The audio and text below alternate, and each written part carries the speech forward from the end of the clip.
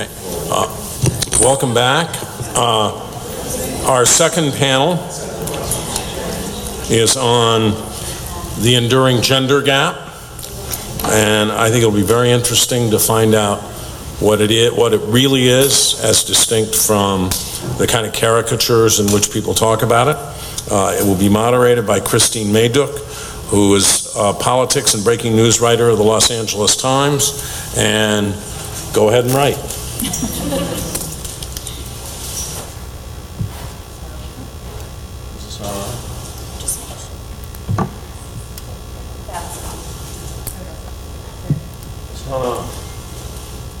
Use the other mic. This one. No? Is this working? Okay, great. Great to be here with you all, and we have a great panel of expert women here to talk about this issue, and really excited about that. Immediately to my left, we have Amy Levin, and she's a partner in the Benenson strategy group, and she primarily advises advocacy groups, including the AARP, Emily's List, and Planned Parenthood. Next up, we have Leslee Sherrill, and while she grabs her phone.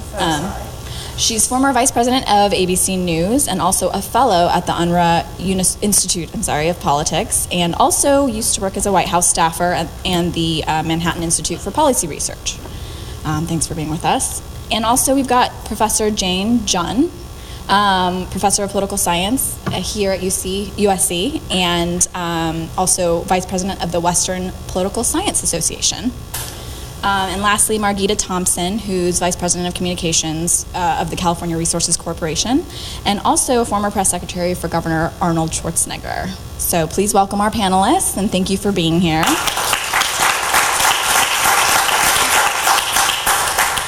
Now I'm going to jump right in here.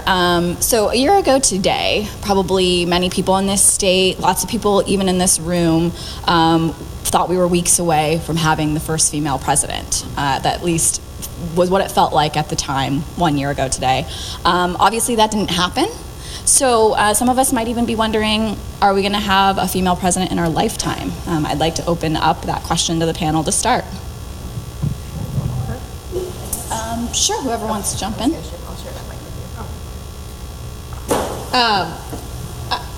I do. I mean, I think it depends whose lifetime in here we're talking about a little bit. But no, I have full confidence in that. I think there were a lot of things that went wrong over the past year that we could fill a whole conference on.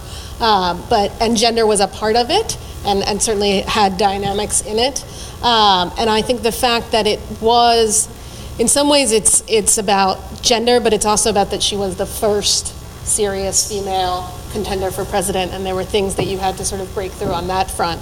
I think there are a lot of women on both sides in prominent roles that look good, but there's also, one of the great silver linings of this past year has been the number of women entering politics because of it. So I would agree. I'm very hopeful. I think it's certainly possible in my lifetime, which is a little probably older than some of the panelists. But I think we have a lot of lessons to learn about women candidates and voters. And it's really easy to stereotype and put people into a box. And I think those were some of the mistakes, perhaps, that were made this time around. So I think we can certainly look at how women run for office a little bit differently. I think we make it harder for women, too. We just really do. I think the media and the press is just unrelenting. I think there's a lot to be learned from how, I think we cover women who run very differently than we cover men. So I think there's a lot to be said for a different approach. And I think if nothing else, Hillary Clinton's campaign, I'm hoping, will have left some valuable lessons on how to redo and learn from our mistakes. I'm not a strategist, so I don't have a background and wouldn't be able to tell you whether or not a woman would win in our lifetime. But instead, what I would like to focus my comments on today throughout the panel, and it is relevant to that question, and it echoes a point just made, and that is, at our peril, do we analyze people without considering their differences, right? So we can't say all voters feel this way, because all voters don't feel this way. And what are the important differences? Clearly, partisanship is an important difference. When President Trump says, infamously, I'm looking at the video and I saw great people on both sides, you're thinking, damn, I'm looking at the same video. I don't see that, right? So the differences in the variation between the same image then producing a different result altogether leads us not only to think about differences in partisanship, but in particular, what I'm going to focus on today is differences in terms of race and ethnicity. So any changes that you are seeing in particular women's voting are not about women changing, they're about the population of women changing. Individual women aren't changing their vote positions. They are not becoming more democratic over time. They are not. It's only that the population of voters has changed. So the argument that I'll make to you today consistently for the next 90 minutes or so is that the gender gap is a race gap. It's not about women voting for other women. Because if women voted for other women who were like them, Hillary Clinton should have won the white woman vote. And did she? Did she win the majority of white women's votes? She did not. She lost white women to Donald Trump by 43.51%. 43.51 or 43.52? 43.52. So if descriptive representativeness, in other words, if electing a candidate and voting for a candidate who looks like you, gender and race-wise, were at work, she would have won this election in the Electoral College as well as in the popular vote. So all today, other folks are more, certainly more experienced than I am with media and with political consulting. I'm going to give you what political scientists know about what voters have done, not just in 2016, but all the way back to the 1950s. I'm going to ask you two questions to think about, off topic a bit, but I'm watching the Vietnam, anybody watching the Vietnam series on PBS? Let's just talk about 1960. I'm going to ask you two questions. Were white women in 1960 bigger supporters of Kennedy or Nixon?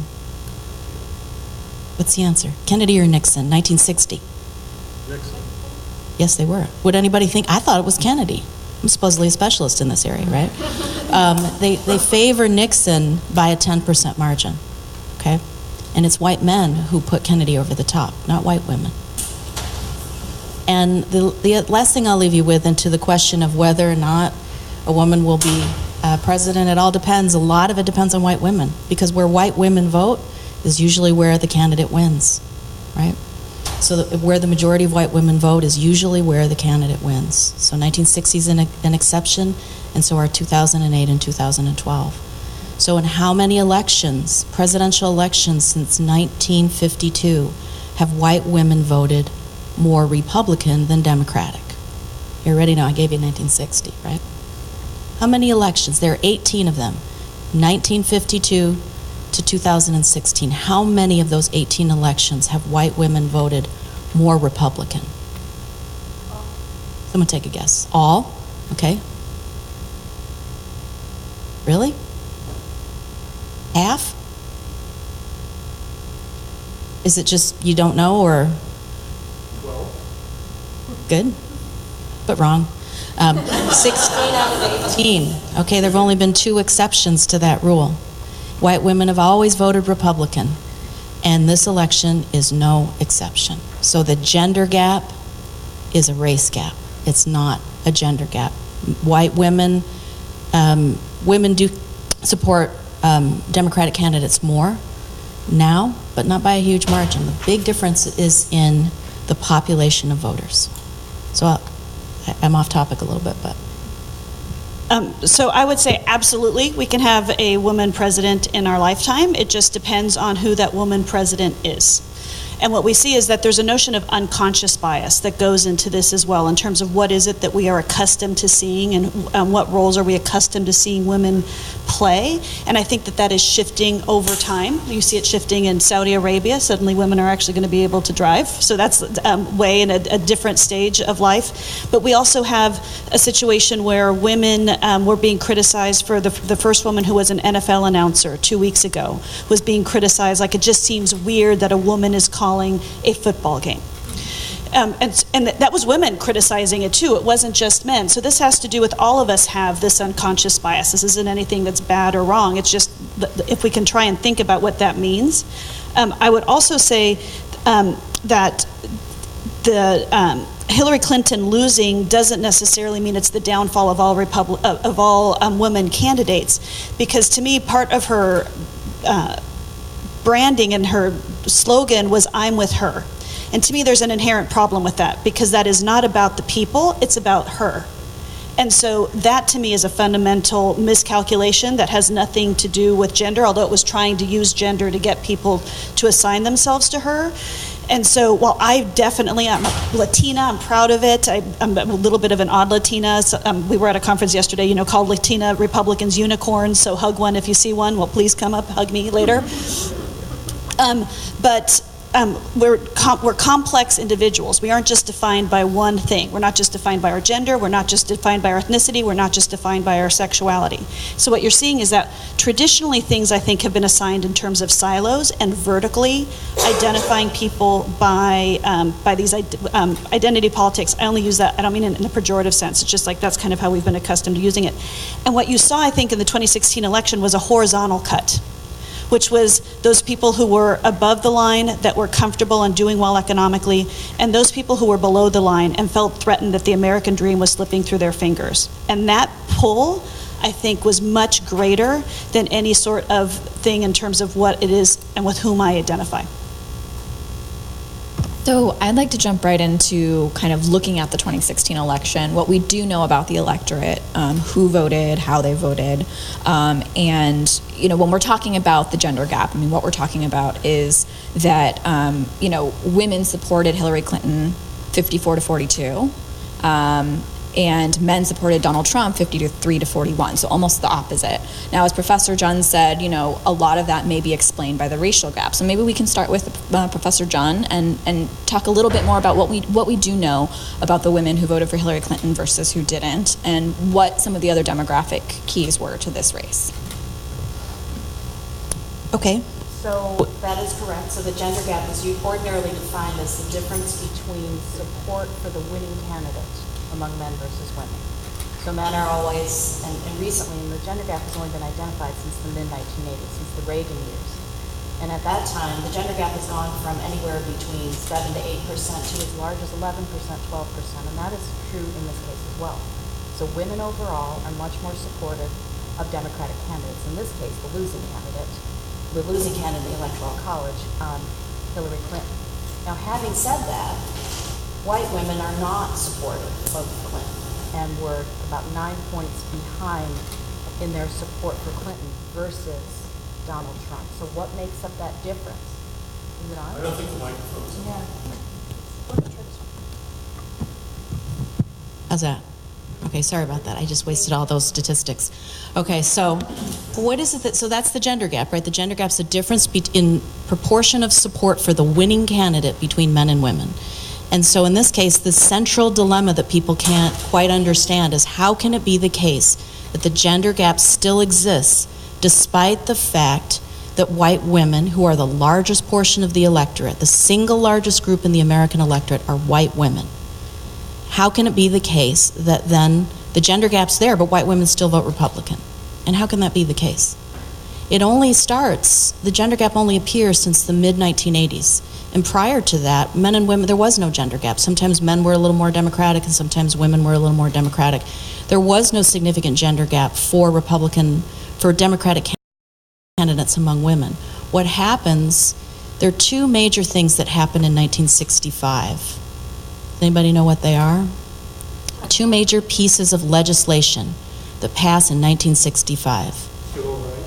So it's actually the Voting Rights Act. The Civil Rights Act occurs the year before that, 1964. It is federal legislation. The Voting Rights Act of 1965 provides a systematic guarantee, if you will, if not a guarantee, a prohibition on racial discrimination against voting, and enfranchises what group of Americans who were systematically enfranchised before then, despite the 15th Amendment. Who gets brought into the electorate? In huge numbers, particularly in the American South. African-American voters, right? And African-American voters at that time, when Lyndon Johnson signs the Civil Rights and the Voting Rights Act into effect and he's a Democratic president and the South is Democratic, do they follow him? No, they don't. They say, to hell with this, I'm going Republican. And now the solid South, if you just look at electoral college maps, you see they're all blue. Mostly blue, somewhat orange. They're all blue until after that flip. Once African American voters are enfranchised in the American South, millions of new voters enter at that time in one big shock in 1965. The voting population begins to change. The electorate is almost 100% white up until 1965. After that, African Americans enter the electorate, and do they vote Republican? They sure used to in the South, because Trump is right about one thing: Republicans are the party of Lincoln. And yet at the same time, they do not vote Republican, systematically so. What else happens in 1965 that changes the nature of the electorate? Sorry.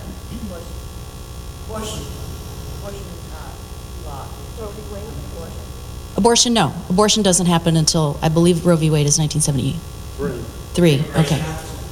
Absolutely right. Thank you. Immigration and Nationality Act of 1965. When we look at California, did California look like this in 1965? It was a Republican state, and it was a heavily white state. What happened since 1965? People like me, maybe your parents came in too. Some went Republican, some went Democratic. And what ended up happening is the population itself begins to diversify. So American women voters today, in the 1960s and even in the 1980s, when the gender gap was first developing, were overwhelmingly white. But by the time now, a third of American women voters are women of color. And do women of color tend to support Democratic or Republican candidates? Democratic candidates, very strongly so. Not everybody, but strongly so, well into the 60s and 70%.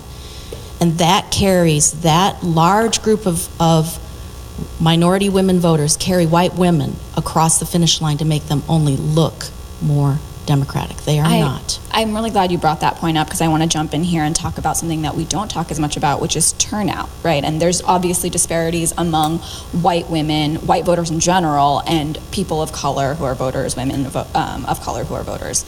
And kind of the prevailing common knowledge is that it's harder to get people of color to turn out to the polls. White voters, wealthy voters, well-educated voters are generally overrepresented in the electorate.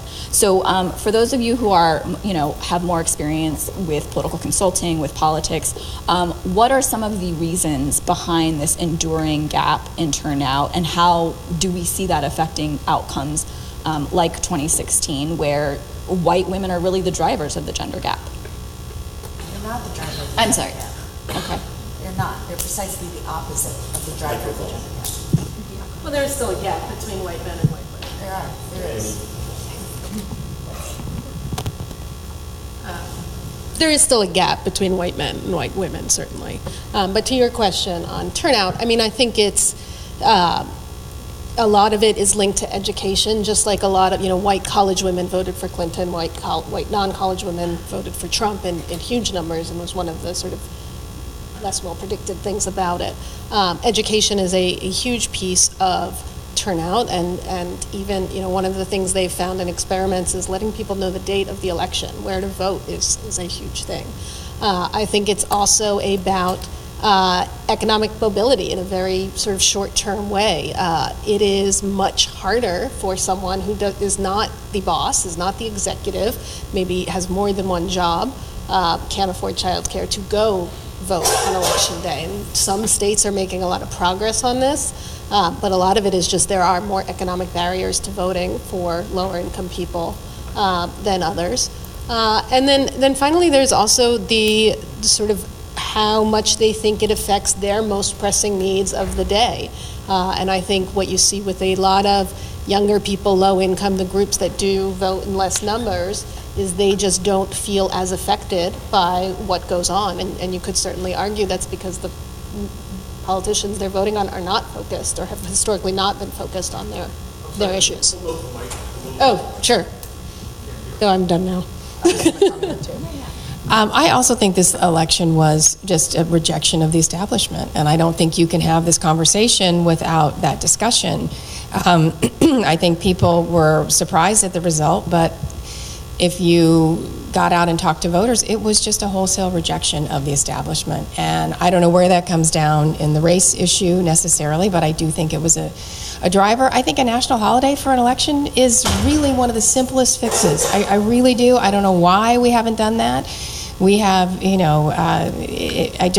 seems to me a no-brainer, and it would be a very easy thing to do. I also think a lot of politicians and political parties take voters for granted. They just assume they have certain blocks of voters, and they assume they will vote. And this time, a lot of those assumptions didn't happen.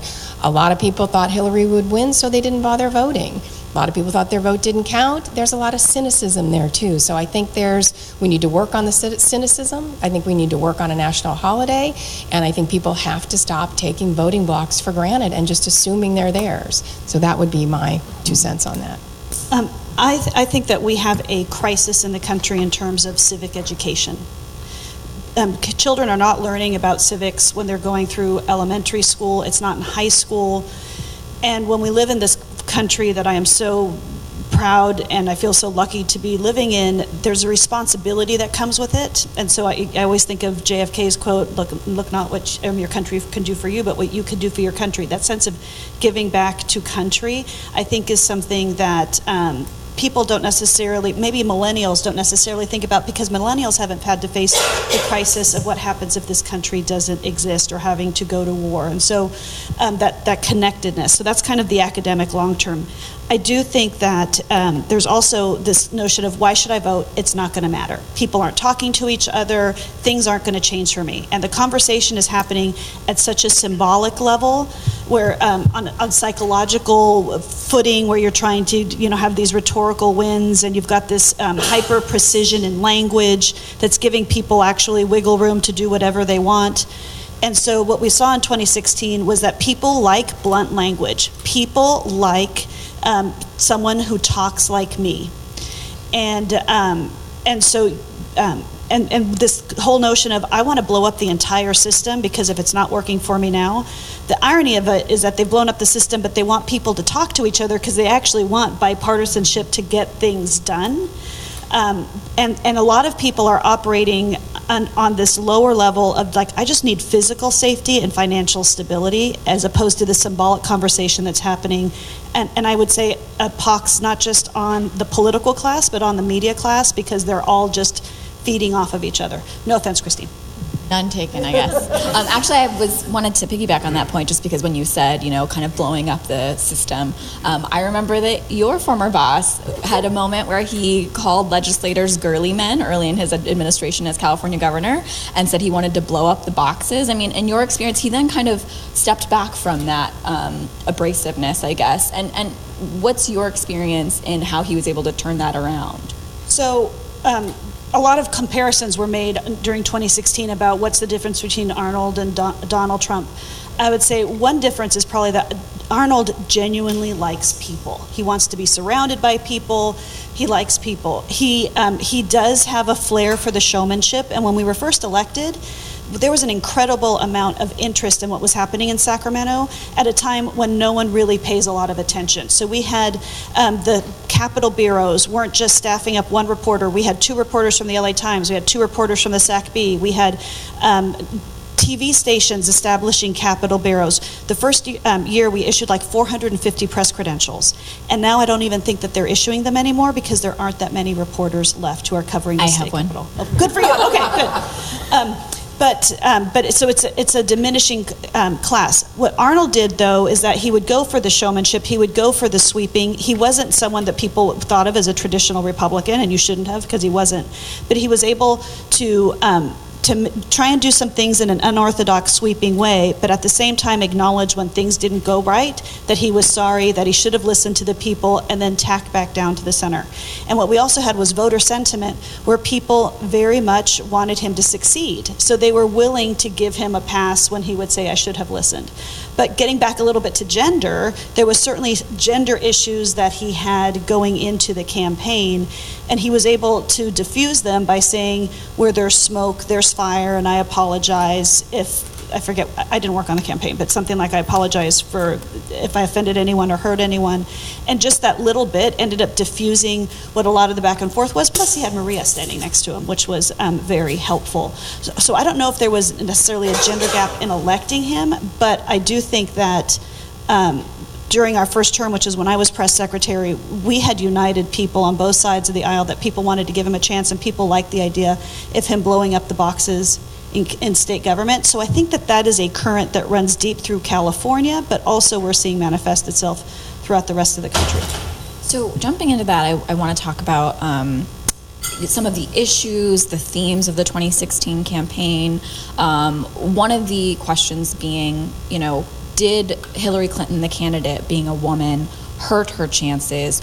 And what is some evidence of that if you believe that's true? What were some of the things that really kind of resonated in terms of the gender issue in the 2016 campaign? I'll talk about it with a little bit of comparison to now working in the private sector and in a very male-dominated industry. And so it's made me think about what is it that I need to study and what is it that I need to understand in terms of championing women's power and leadership in the private sector. And so there's some things I learned, and it goes a little bit to this unconscious bias. But some of it is that women are promoted on performance, whereas men are promoted on potential. So it made me think, what does that mean for a woman who wants to run for office? It means they probably have to do what Hillary Clinton did, which is that they have to ratchet up these accomplishments in order to have the credibility to be someone who can run for office, as opposed to, say, someone like a man, Donald Trump, who didn't have those public policy credentials, but had a more theatrical personality and celebrity. What may have happened, though, is that the personality traits that she needed in order to accomplish those things were the very things that, once she reached this pinnacle, turned people off. She had developed a thick skin, which meant that she wasn't often showing vulnerability, and that's something that we unconsciously are accustomed to seeing from women. When she spoke, there was a lot of back and forth over the tenor of her voice. Even I was wondering, I did not like listening to her speak. But I tried to do the self-analysis to figure out, is it a gender thing, or is she just generally annoying in the way she speaks, in that it sounds like she's being very professorial. No, I'm going to try and offend everyone on the panel now going through here. But so people felt like they were being lectured and that it was nagging. And so, I came to think that there weren't a lot of inflections in her voice. So I think that was part of what it ended up feeling more like she was yelling, and it was a little bit inauthentic because there wasn't inflection. So I went deep into trying to figure out what is it is that goes there. Most people aren't going to do that. They're just going to end up reacting to, I don't like the way she sounds. She's just annoying. The other thing I want to go back to is that we're only talking about the general. There's the primary. So there was Dem on Dem action going on in the primary. And I remember watching it as a Republican being very amused, because it was the first time where I saw Democrats having an argument where they couldn't believe someone was challenging them and their beliefs in a way that is very common for Republicans to feel and experience when they're going through life, especially in California. So I think it was Susan Sarandon got in a fight with America Ferreira, and just watching that back and forth and kind of some of the righteous indignation that was going on. And so I would hope that would get people to understand empathy and compassion for diversity of thought, and that can happen within a party as opposed to outside of it. But I think that there was some unique gender dynamic going on in the primary, and we still see it manifesting itself, say, generationally, since we're also talking about millennials, between Dianne Feinstein, whether or not people are going to support her reelection, Nancy Pelosi getting yelled down as a liar in one of her press conferences by people who are younger, and this goes again to this anti-establishment piece that has to wend itself through the femininity part of being an elected official. Actually, I have a follow-up. I mean, during the primary, this concept or this meme of the Bernie bro was kind of bandied about. Was that unfair? Was it, were there shades of sexism in the men who supported Bernie Sanders? I mean, can we talk about that?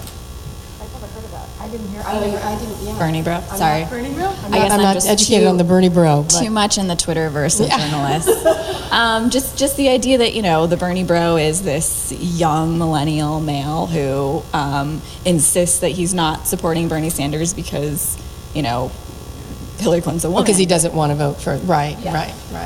I just spoke to several area high schools during the election, and mostly young high school female students. And the interesting thing that many of them said, to get to your point, was, is she always yelling at me?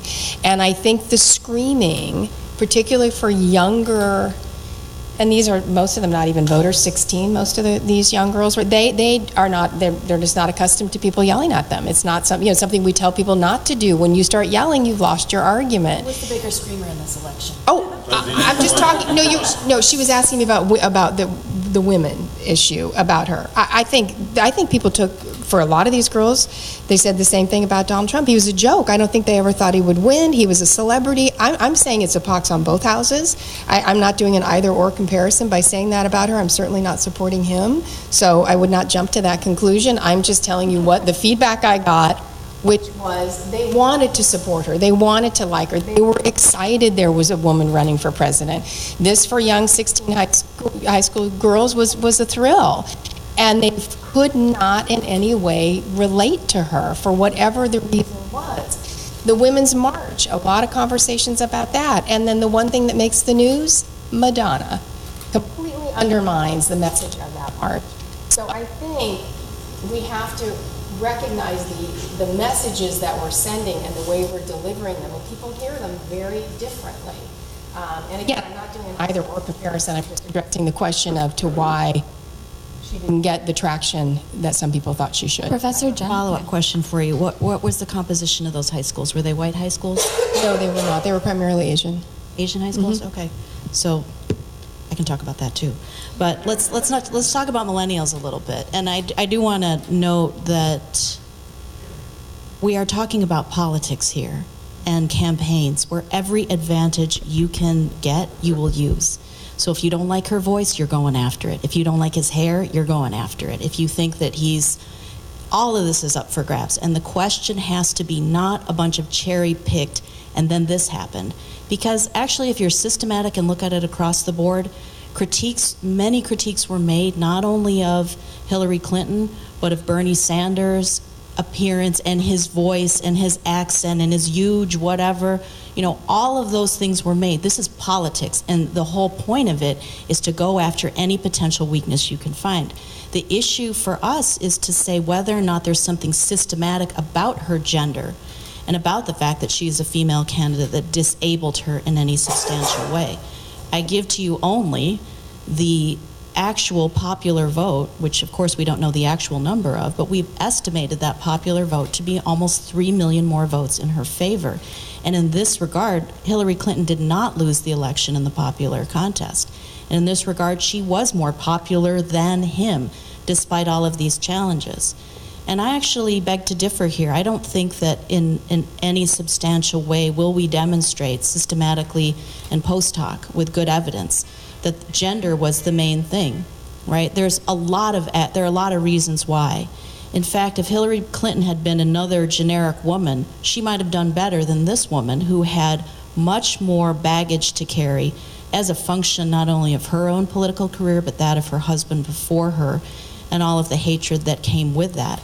So I'm not sure that it was so much a gendered thing, and I'm not comfortable cherry-picking particular situations where one reporter said something or another thing went wrong. It's also always the case that when the candidate who loses and is not in the White House, we have to say something like, oh, she was a terrible candidate. Well, that may or may not be the case, but at issue here, the question for us is to answer it systematically. Under what circumstances did her gender affect her negatively?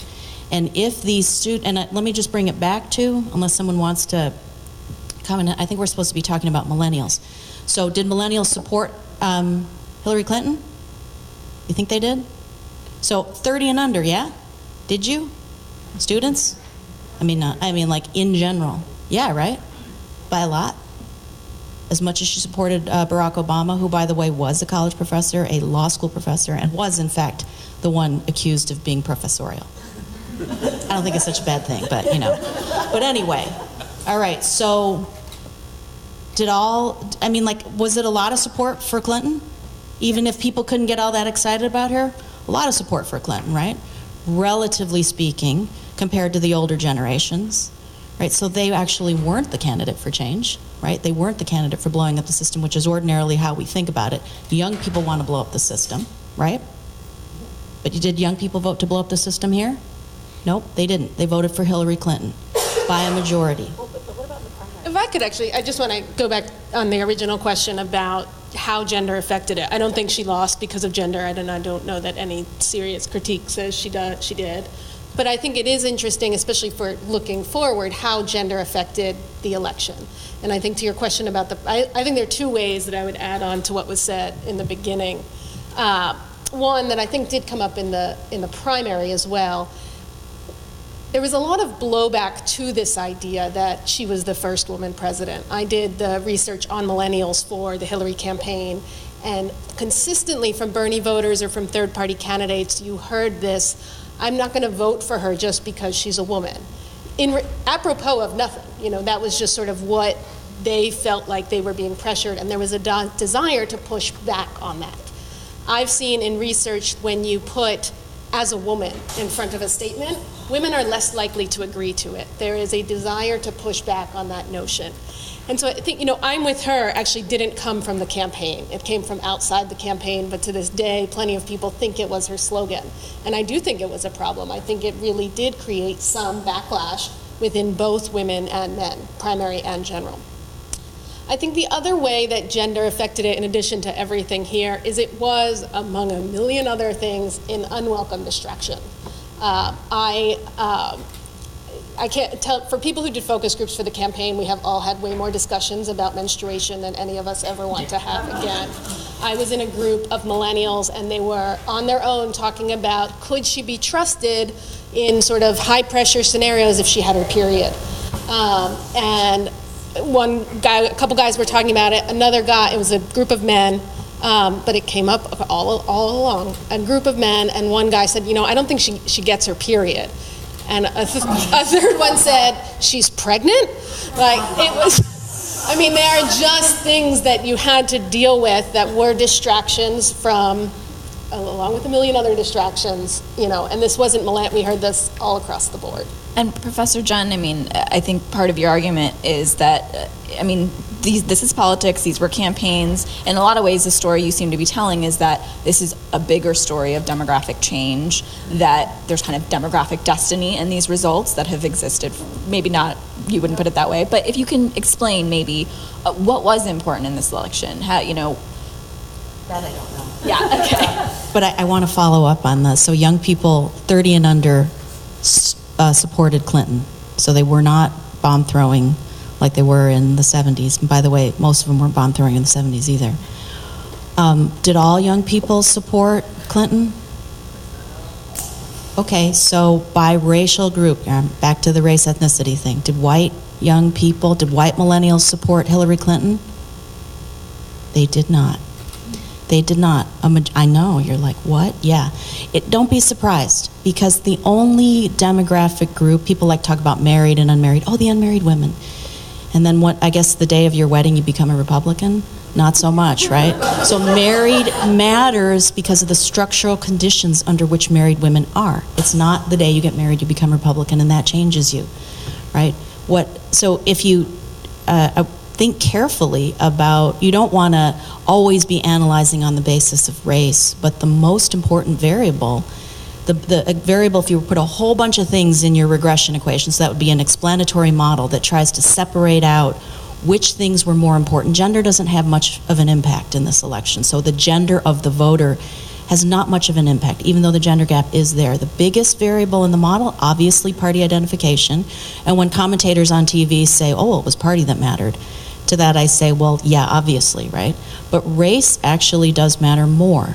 It matters as much as party. So when you think about millennial voters, that's what we're here to talk about, young white voters vote majority for Donald Trump. They do not, and in this case, maybe you are right, that they go for the party of change, or in this case, the candidate that yells. So I don't have an answer to that. That is, by the way, as you know, those of you who are in college or went to college, it takes us forever to analyze something. We'll be analyzing this election for another 10 years.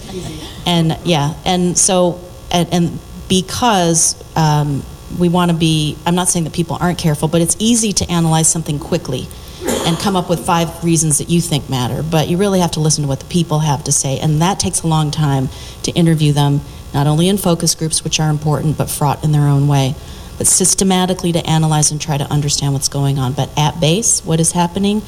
U.S. is changing. We like to think of the U.S. as this kind of biosphere. You know, people die, they get buried, new people get born. That's how it used to be until 1965 when we reopened things up to immigration.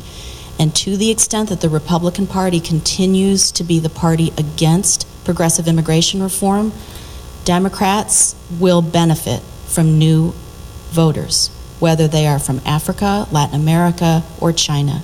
They will benefit. The Republican Party will push away, as they did in California, and as they did with Proposition 187 when Pete Wilson ran, on a platform of excluding and taking away basic rights from unauthorized Americans. Under these circumstances, when did California change from Democrat to Republican? I mean, from Republican to Democrat? Right then.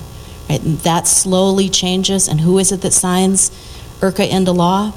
That's Ronald Reagan, a Republican president from California, which then provided a path to citizenship, resulting in about 5 million new Latino voters in the American population, and their children and the children after them. And in those households, will they vote Republican? Probably not. So it's all a matter, it's never said or done just because your skin is a different color than white, or people say your skin is a different color than white, doesn't mean you're going to be a Democrat. Nothing springs forth from your loins that says, I am born a Democrat or Republican. It's all about how the parties and the candidates create wedge issues or create an opening, a welcome to some voters, and a hands out, no, you're not welcome.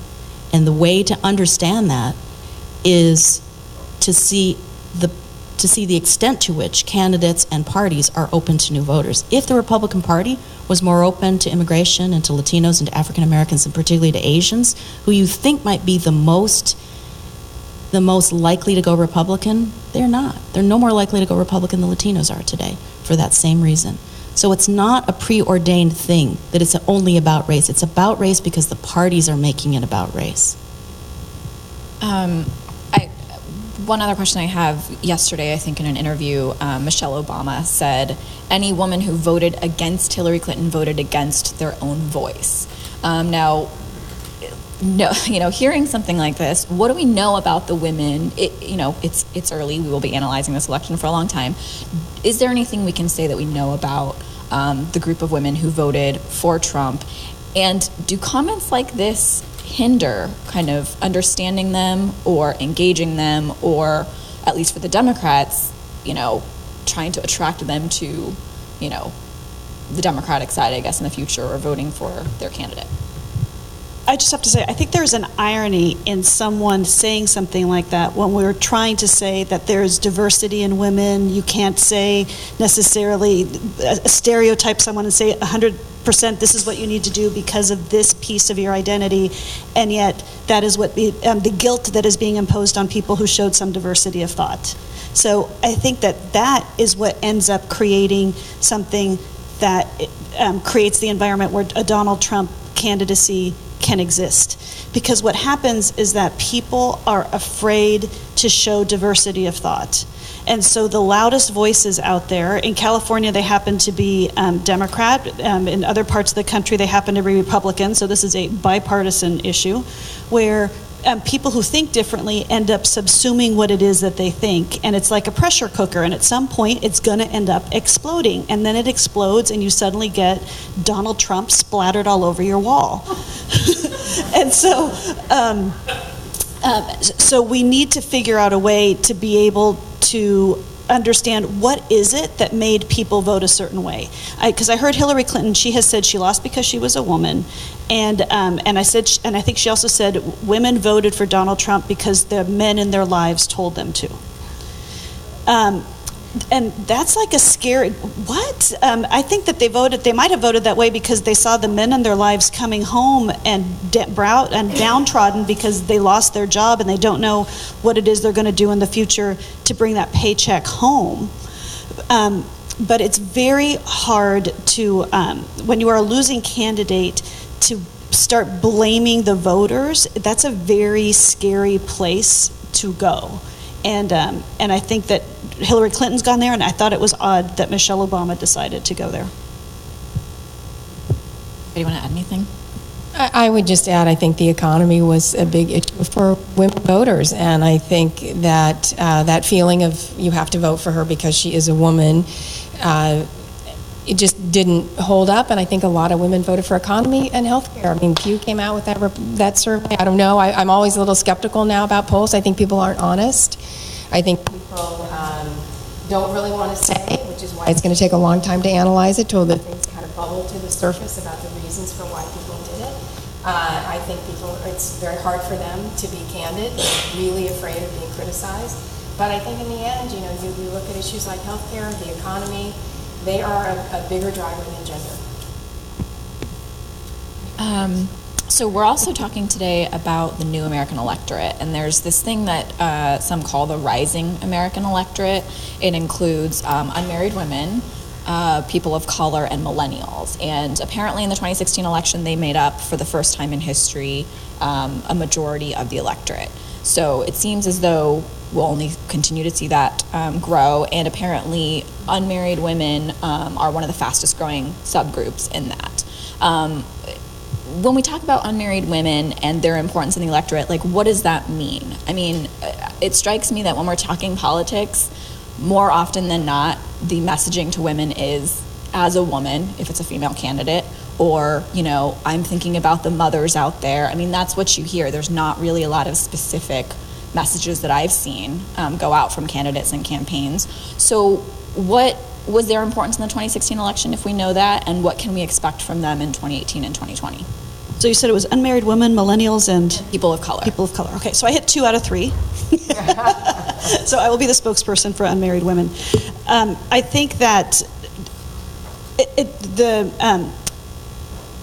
we are requiring candidates and campaigns now to navigate into a nuance in which is going to challenge traditional ways of campaigning. At least I hope it does. I know I happen to be Latina, so everyone thinks that immigration is going to matter.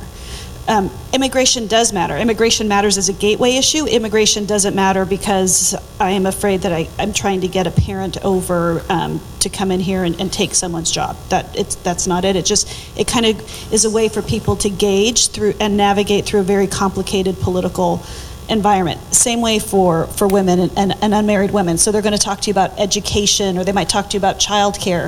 It's probably going to be a little bit more of a gateway issue, but it may be where this issue of economics is even more ascendance, because it has to do with the number one thing that's going to unify unmarried women. We got to make a living, right? We have to support ourselves. And I live in fear every day. Who's going to push my wheelchair when I'm 80 years old?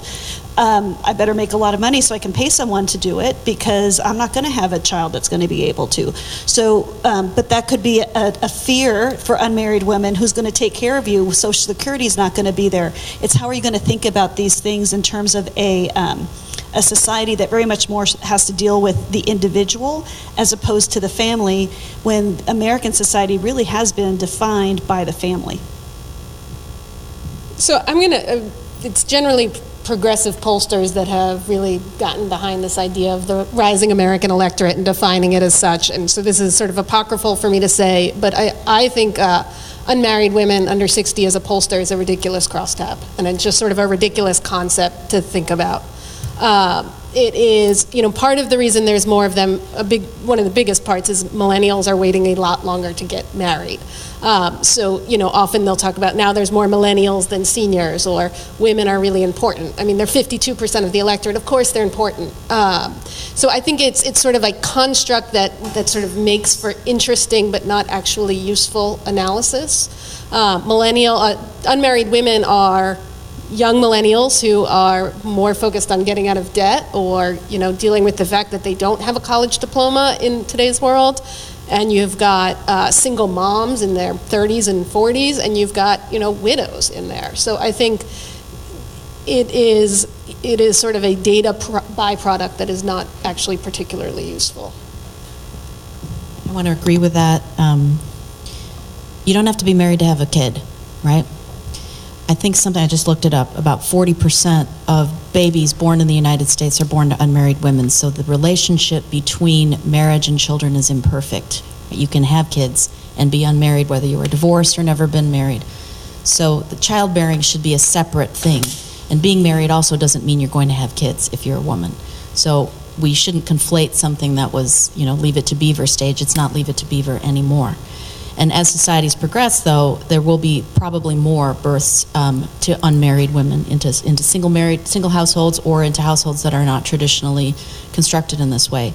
But remember that being unmarried is an indicator of something else. It's not only an indicator of being poor, because unmarried women also want to know, how am I going to get paid? Where is my rent money going to come from? Everybody faces those same issues.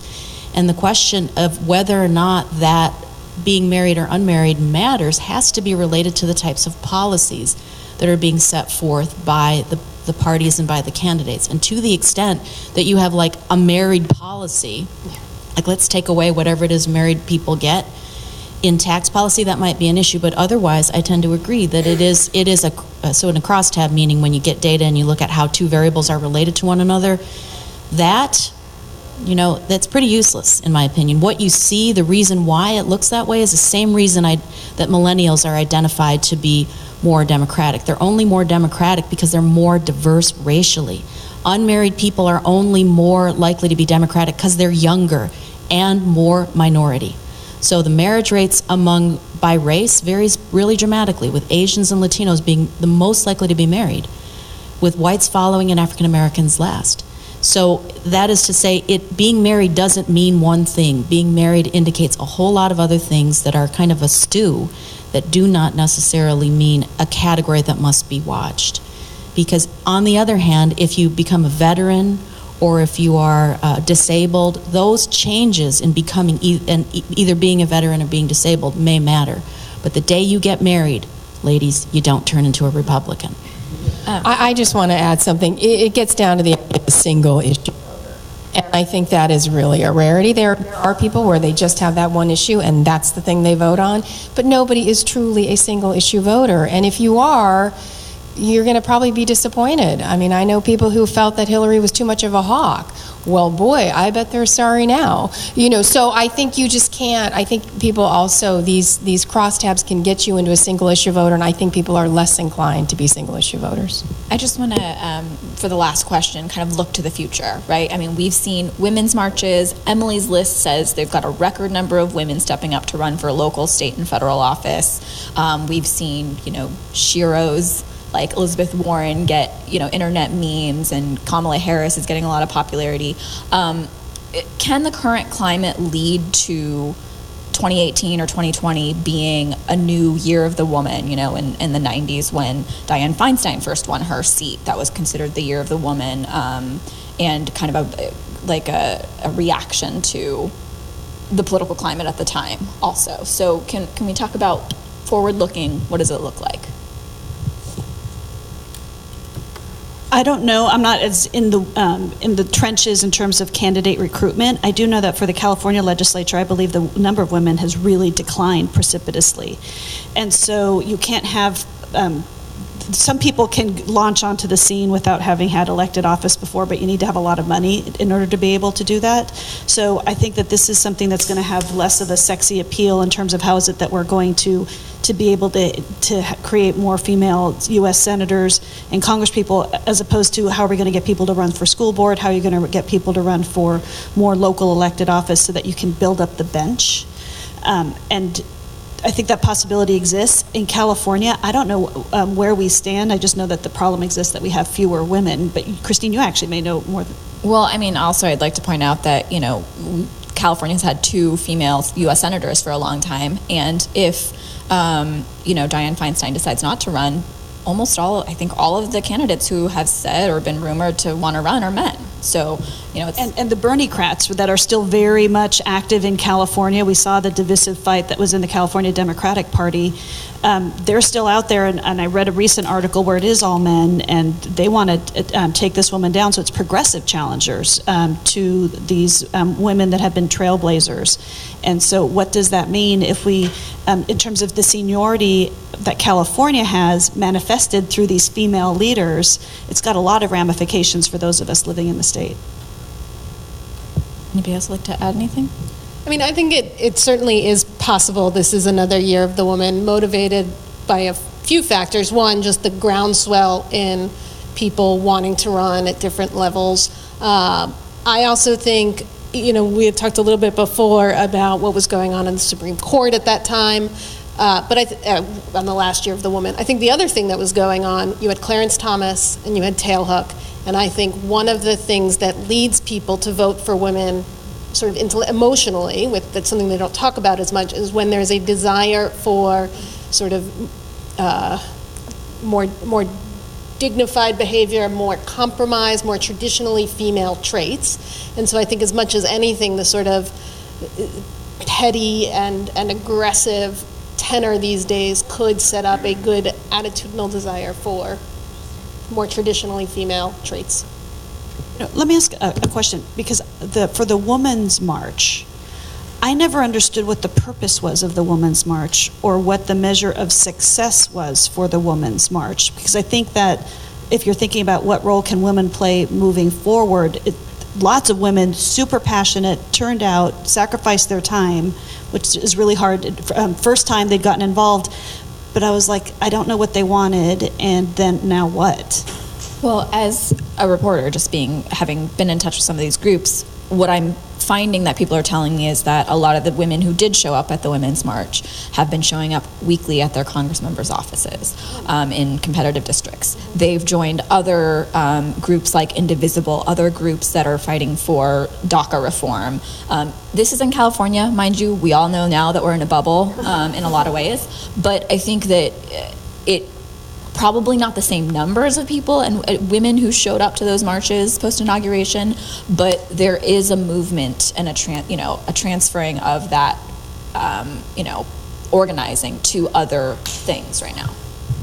And I think what's so unique about that, in part, is what you say, that what is their point? Like, it grew so organically. This was not a sort of Emily's List or DC institution, and that has drawbacks to how useful it is, but I think it also speaks to the sort of energy that is out there, that if it can be maintained and funneled, could mean something.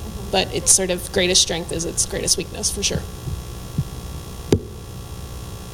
I think the fact that we're all still talking about it indicates that it was important. And it need not be, protest need not always be something that's organized with a specific purpose. Protest is about expression. It is central to the American, the sort of in the imagination of the American dream, and not just the American dream, the American state. So if you go back and read Tocqueville, a French guy, who came to the United States and looked at us and he was like, man, what is all these people going around talking about stuff and yelling at each other, sometimes not yelling, protesting, being engaged. That's what America's about. And it doesn't have to be an organized petition and a set of things. Your pussy hat must be 6 inches wide and 4 inches tall. There were all kinds of pussy hats and all kinds of hats. And that is exactly what makes it useful. It's an organic, for the most part, movement of people who were pissed off and wanted to show it and wanted to share with each other. Not every act has a specific goal that must come back as a piece of paper that we've all signed. A lot of what protest is about is solidarity, joining with others who believe in the same thing that you do, and maybe you meet someone fun at the march too. But the fact that it doesn't have to be purposive for it to be effective. The fact that we still talk about it, and it's 8-9 months later, tells you it had a purpose. So I think that's a great place to wrap it up. We're going to start with questions now. Okay. So please project. Okay, if you could project. Yes. And can you say your name also? My name is Levin. We have heard that Hillary had a greater percentage of votes, but didn't win. And a lot of the points that you're talking about, why she didn't win, are very possible. But a new thing is happening. We are finding out daily that there's indications of Russian involvement. And I would like to hear what the panel has to say, because it seems to me that as they get stronger, all these other matters seem to fall below it in importance. So the question was kind of how do we examine the issues that we've been discussing today in terms of gender in the election when we also have this ongoing investigation into the potential Russian interference in the election? How do we look at that, and what about what we've talked about today still stands on its own? I guess the real question is, did the Russian disinformation change votes? Did you vote differently because of something you saw on Facebook that changed your vote? And I think we just don't know the answer to that. I just don't think there's a way to know just yet. I also think that this issue of Russia involvement, I forget who it was earlier on the panel, talked about kind of going through the same event and having two different experiences. And so when some people hear Russia involvement, it strikes fear into people's heart. How can this foreign power impact our election? And that is an absolutely horrifying thought. What other people hear is, I don't care about the Russia election because I still don't have a job, and I don't want people talking about that anymore. I want people talking about that issue that's impacting me on a day-to-day, that I'm, say, a victim of income inequality or just unemployment. And so I think that that's one of the reasons why this Russia discussion is so emotionally fraught and polarizing. People are coming at it with two very valid perspectives. They're just prioritizing different impulses in looking at it. Anybody else like to add anything? No? Next question.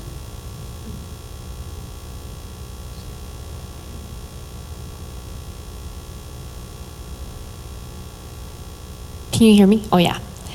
So I did a documentary with PBS focused on millennial women, and it was 6 millennial women traveling through the South and the East Coast of the country during the primaries. And we had a lot of, we saw it coming back in August when we did this documentary, when we traveled to these states. And we were going to, we went to New York, we went to North Carolina, we were in Atlanta, and we went to Pennsylvania, and we saw it coming. And I think a lot of people were like, oh man, oh, this can't be happening. And we were like, holy crap, this is coming. And we just, and how, I guess my question is, after experiencing this firsthand, from a millennial perspective, from a woman of color perspective, from this documentary's perspective too, how can we now, 8 months later, think about it in a way that is productive to the actual outcome? Because, yeah, I think there's a lot of opinions about what happened and a lot of perceptions about what happened, but fundamentally, I do agree with your I don't remember your name, I'm sorry. But I saw that it was a race issue. And so I think oftentimes when we're talking about this, we try to tiptoe around the topic because it is a sensitive subject. Race is political in the States, so and it's very much present. Can you clarify what you mean by how can we think of it? Yeah, so my question really is how can we address the issue in a way that's it's objective, healthy, and productive, because it's problematic, it's messy. And that's kind of my question.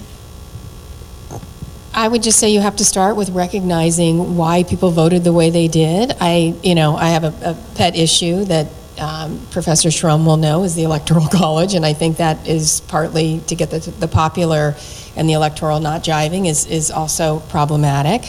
But I think people have to get down to the reasons why people voted the way they did, why they weren't honest about what they were feeling. And I, would have to say I fault a lot of journalism.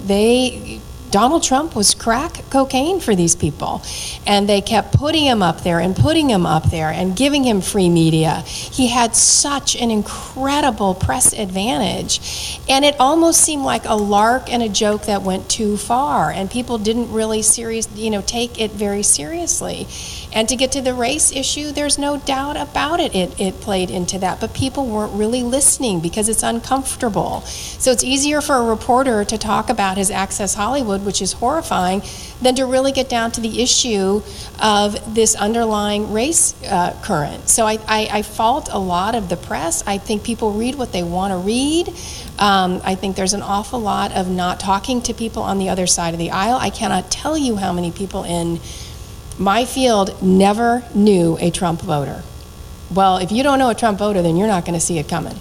So I think part of it is people also aren't talking. They really are not talking to each other. I think the positive aspect is I think people are now. I think there's a lot more civil discourse going on, a lot more conversation. There's still an awful lot of anger out there, but I think at some point we have to turn that corner and be more hopeful about where we're heading. We've survived worse. We can come through it. I'm very hopeful in that aspect. If you're going to blame journalism, I'll take it to polling a little bit. I think what happened in polling is actually, to me, gives me clues as to what to do moving forward, because I think polling had a lot of issues. One of the biggest was magical thinking. In reality, the polls weren't actually that far off, and nationally they had a 2-point win, and that's basically what happened. I think there was a lot of looking at things that were very, very close, and even though a lot of things were very, very close, and saying it was a done deal because lots of things were very close. And I think part of it was just people could not fathom that a man like Donald Trump could win, and that along with seeing lots of things that are very, in reality, close to a margin of error. The campaign's unwillingness to think they could lose, the media's unwillingness to think they could lose. I think a lot of millennials' unwillingness to think Hillary would lose. And I think the difference now is we know it can happen, and we know how ugly this country can get in parts and pieces and conversations, and the ramification it's going to have. So I think it's recognizing this could actually happen is a big part of moving forward. I would love to talk about the Electoral College, but that would be boring. And it is of course significant, and you are right that you are right that the Electoral College is partly the issue. Remember, of course, that in 2000, after the contested election, there's a Ford-Carter Commission that attempts to do exactly these things, to systematically provide for a holiday, and they suggested Veterans Day. We would have to modify parts of the Constitution on this, but we would, which isn't a big deal, right? We've done it before, many times, 27 times before. And the issue here would be, many of these things came up during the last contested election, which is unclear who actually won it, though the Supreme Court does in fact decide the outcome of the election in 2000 on a razor-thin margin. Now, this doesn't happen at all in the 20th century, but it does happen 3 times before that in the 19th century, right? So during Andrew Jackson, I think 1876, then again 1888. So there are periods and times in which, if you look backward, you can see we're in one of those periods of time. Now, it's easy to blame the media and easy to blame polling, because yeah, they're part of the problem, but the issue isn't, it's a problem, but the fact of the matter that this person is now elected, he is the President of the United States, and whether you like it or not, we accept what the voters gave under the system of laws that we have. If we want to change the Electoral College, by the way, that is not a constitutional imperative that it is a winner-take-all system. Instead, if California and Alabama and Florida and North Carolina want to be like the 2 states in the United States that divide up their Electoral College votes proportionally, it's Maine and Nebraska.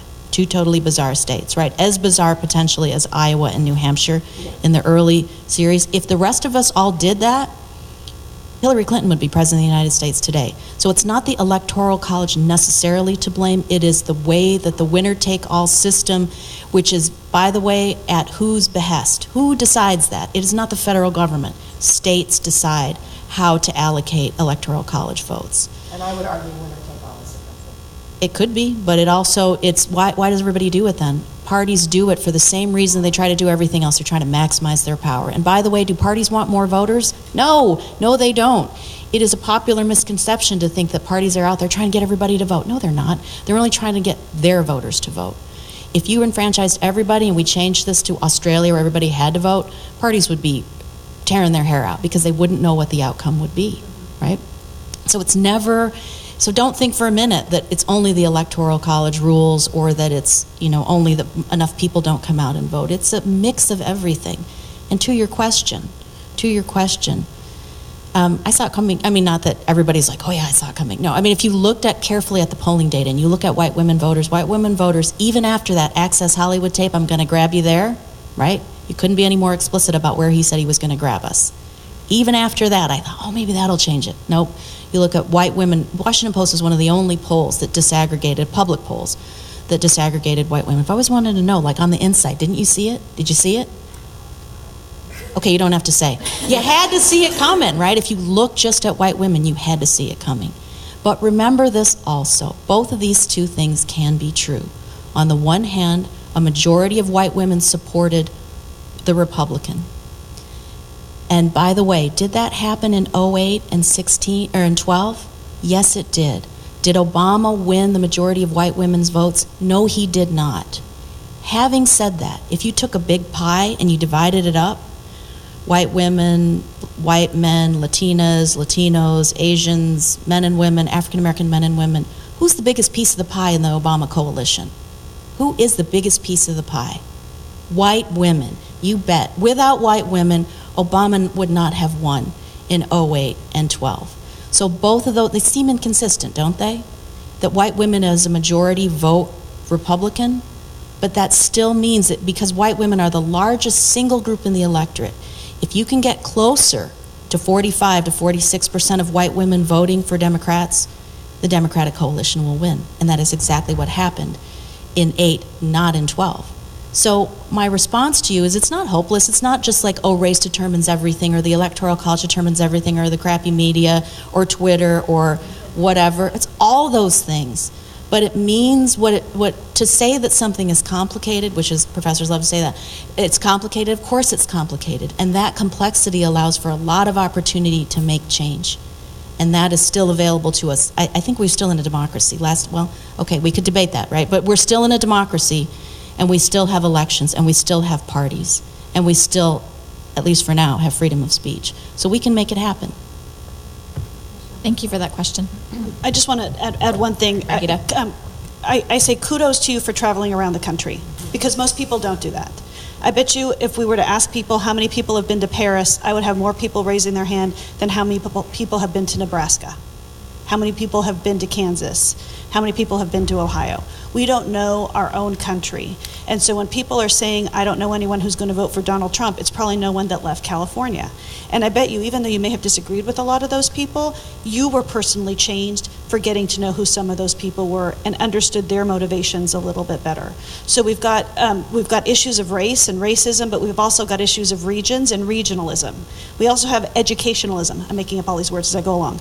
But I remember on election night, I heard people, all these reporters were talking about the uneducated voter and how this horrible thing was. It was the uneducated voter who put Donald Trump over the top.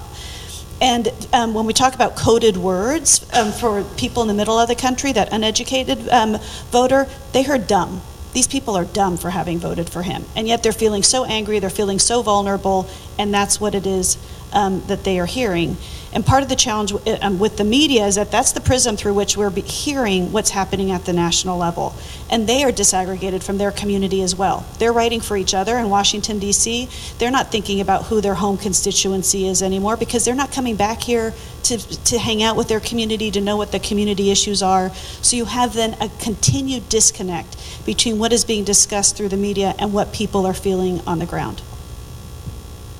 We have time for one more question. Yeah, hi. I'm from Norway, and as a foreigner, I have not followed the elections as closely as you guys, but I just keep remaining very amazed about here in America still talking about the glass ceiling, and why didn't America already have a female president? If you look around to other countries, even developing countries who already had female presidents, it just amazes me. What is it about the gender structures and gender regimes? Is the answer laying more in the electorate, or is it more in the world of politics here? Anybody like to take that? What's so different about America versus the rest of the world? I'll take one small piece of it. I think there are a lot of answers to it, but I think one of them is the way our elections work, and there is so much more money involved, so much more media exposure, so much more sort of longer campaign season than almost every other democracy in the world. All the things about politics that are traditionally more likely to turn women off, or that they do not have the financial networks for that kinds of thing. So I think that is one piece of the pie. I would also just say that I would assume, I don't know enough about Norway truly, but that our United States is more diverse than Norway. And so you've got just a lot different perspective. So the impulses that you need to do to drive community, to drive cohesion, are much more complicated than if you've got more homogeneity in just what some of the values and assumptions are as you're moving up. Yeah, I was just wondering if you compare, for example, to Latin American countries where there have been several female presidents. And I've done work in Mexico, and I will tell you the challenge in Mexico is that there's not the same sort of civic culture. You've got corruption. I wouldn't want us to go into the Latin American system, even though they've had women who have been leaders and deposed female leaders. I loved Evita as a play. I wouldn't want Evita as the leader of my country. That was Argentina. Argentina, sorry. Argentina, Mexico, quite different. Very good question. A lot of people are trying to answer this question, right? And what you see is women elected officials, particularly at the chief executive level or the highest official. We have Theresa May. We have what's her name again? Angela Merkel. We have many of the Scandinavian countries. We have, for goodness sakes, Korea even had, seriously, Korea even had a female president. It's not a mystery, but it's a combination of a lot of things. And I would tell you that I think from the very beginning, any country, an advanced capitalist society country, in the absence of long-standing structures of gender equality as a function of its structural system, will face these problems. So you see the same issues in other countries that are similar to us.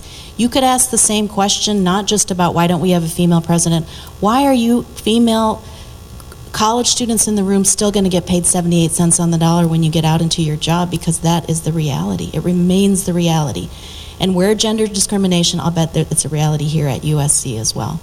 And in that case, the places where you see the most pay discrimination are in private settings and at the highest levels of professional jobs. You don't see it at civil service jobs, public school teachers, in part because they're open and available. Norway, I'm sure you're from Norway, has laws about equal pay, that it must be, we have a law technically on the books, right?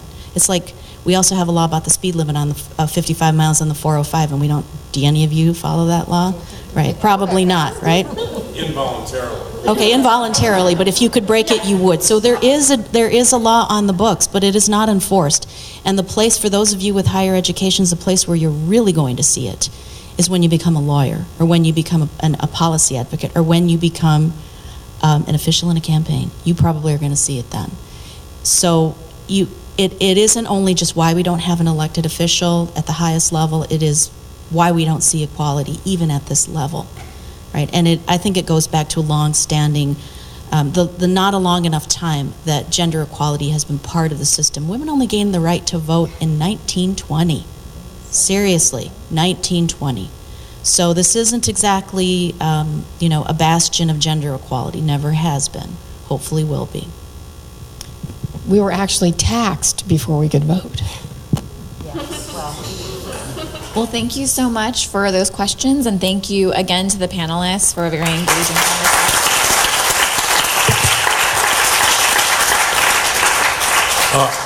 There's lunch over there on the table for folks. It's actually quite good.